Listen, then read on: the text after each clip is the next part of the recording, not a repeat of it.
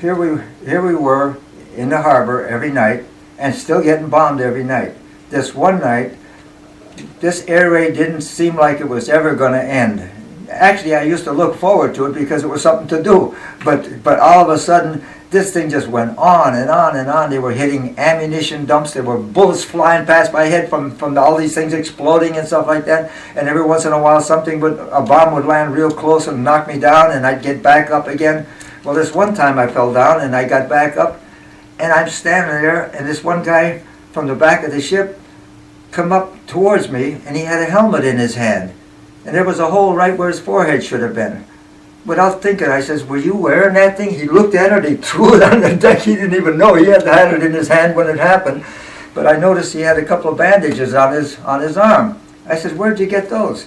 He said, "Didn't you see where we got hit?" I said, "We got hit?" He says, "Right there. I'm standing here as a loader on this gun, and there was a motor whaleboat hanging right down there. It landed in the motor whaleboat, blew a huge hole in our side, took a patch 12 feet by 18 feet.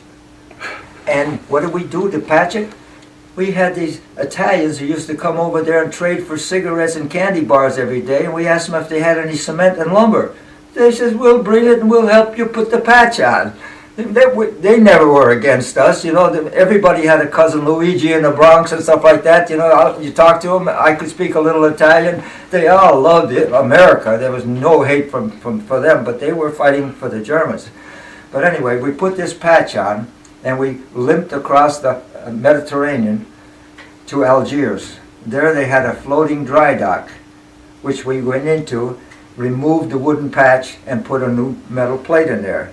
Before we left Algiers, I went on Liberty one day for a couple hours, and here's this one guy coming down the line. And by the way, he was the guy that I loaned my shirt because he was a marathon swimmer. And when it came time for the pictures, they didn't have a T-shirt, they didn't have a shirt for him to wear. He had a huge chest. I was 149 pounds. He said, "Can I use yours?" Well, he's on this picture. He looks like he was poured into it. Okay, but he was a sonar man on that other ship. And I says, "You know, you come out pretty good out of that when they hit that thing." He said, "Yeah." He opened his mouth. He had no teeth. I said, "What happened to you?" He said, "You know when we popped that mine?" He said, "Everybody was talking about it, so I stuck my head out the porthole to see it." And got boom, knocked all of his teeth out. That's all he had wrong. But he just smiled. He said, "Yeah, you know, it's war." But so I saw him.